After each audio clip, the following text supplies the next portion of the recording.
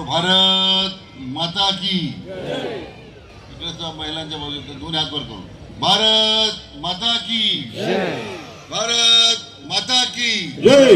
वंदे मातरम वंदे मातरम आवाज येत नाही तुमचा काही जोराने द्या पण उशीर झाला मला वाटतं त्यामुळे आज श्री साई सिद्धी चॅरिटेबल ट्रस्टच्या पुढाकाराने हा 25वा